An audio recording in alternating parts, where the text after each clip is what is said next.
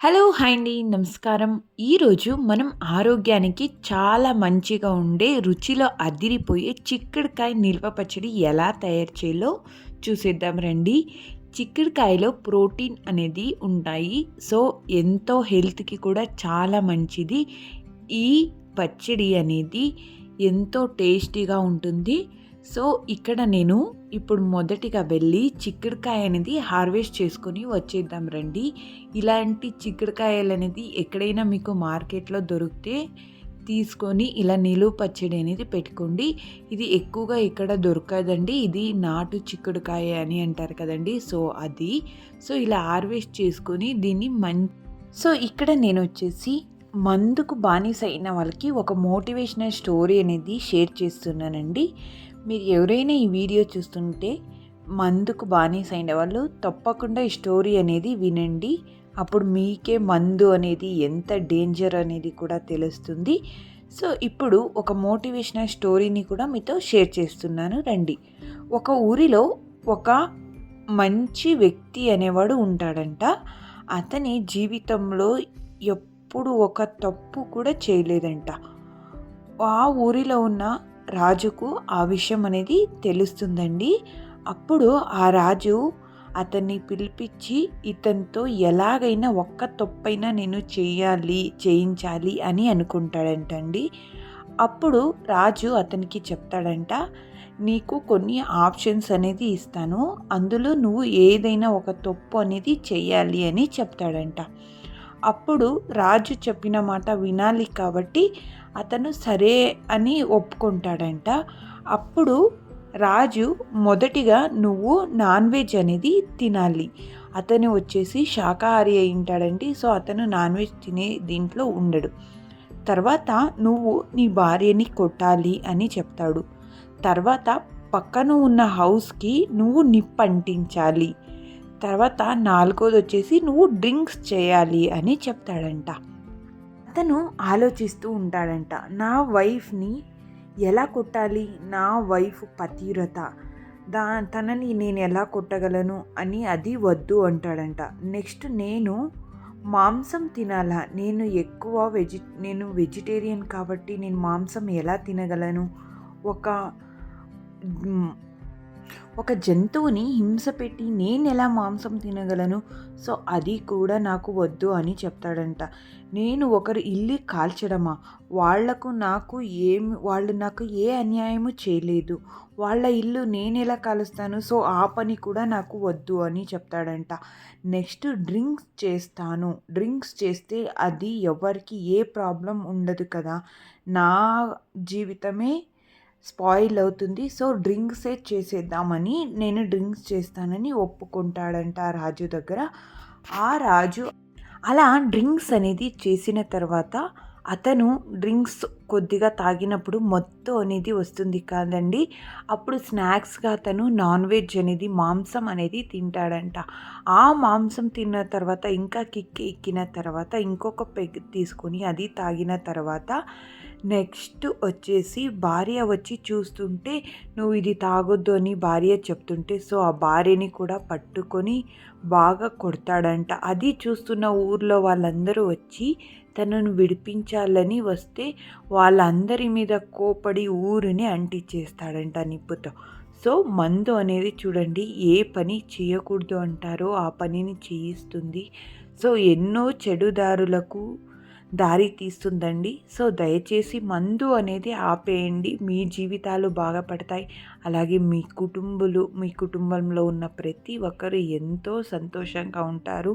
ఈ స్టోరీ నచ్చితే ఒక లైక్ చేయండి, షేర్ చేయండి, సబ్స్క్రైబ్ చేసుకోండి. సో ఇక్కడ చిక్కుడుకాయలు అనేది వాష్ చేసి పెట్టుకున్నాను కదండి.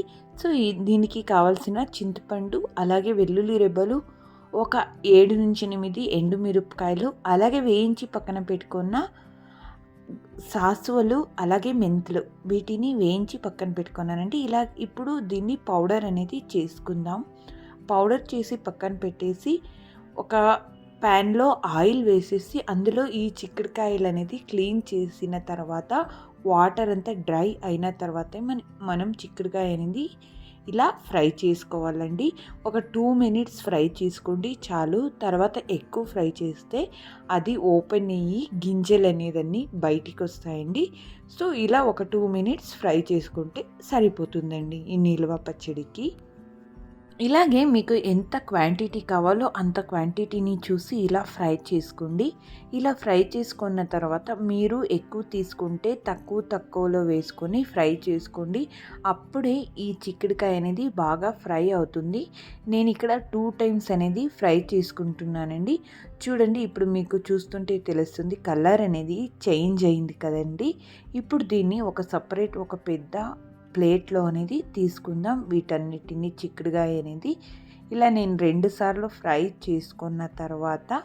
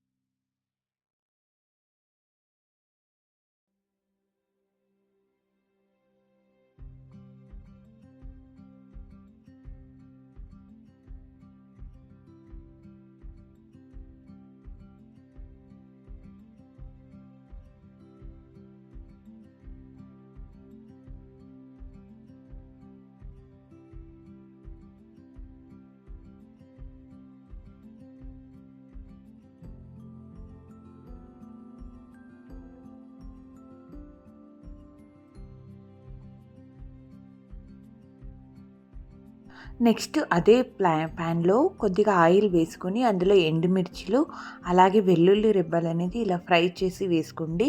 అక్కడక్కడ తగులుతూ ఉండే ఈ వెల్లుల్లి రెబ్బలు ఆ టేస్ట్ ఇంకా చాలా బాగుంటుందండి. అలాగే ఇందులోకి కొద్దిగా కరివేపాకుని కూడా వేసుకుందాం.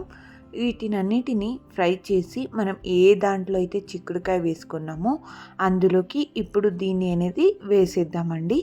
తర్వాత మనం చింతపండు రసం బుజ్జు ఏదైతే ఉంటుందో దాన్ని మంచిగా ఇలా పేస్ట్ లాగా చేసుకొని ఆయిల్లో వేసుకొని బాగా ఫ్రై చేసుకోవాలండి. ఇప్పుడు ఇందులోకి మీకు పచ్చి వాసన అనేది నచ్చకపోతే ఇందులోకి కొద్దిగా కారం, మీకు ఎక్కువ కారం స్పైసీగా ఉండాలంటే కారం చూసుకొని వేసుకోండి ఎక్కువగా.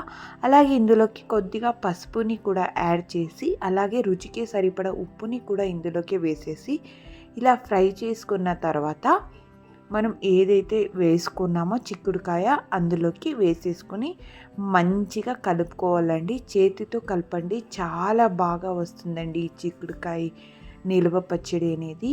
ఎంతో టేస్టీగా ఉంటుంది. ఈ తాలింపును పచ్చడిపై వేస్తే బాగా కలిపితే రుచికరమైన చిక్కుడుకాయ నిల్వ పచ్చడి అనేది రెడీ అయిపోతుందండి. ఈ పచ్చడి వేడి అన్నం, నెయ్యితో లేదా రాగి సంగటి, జొన్న రొట్టితో చాలా బాగుంటుంది. ఈరోజు రెసిపీ మీకు నచ్చితే లైక్ చేయండి, షేర్ చేయండి. మరిన్ని ఇలాంటి ఆరోగ్యకరమైన వంటల కోసం మా ఛానల్ని సబ్స్క్రైబ్ చేయండి. మళ్ళీ ఇంకొక మంచి రెసిపీతో కలుద్దాం. ధన్యవాదాలు. Thank you for watching.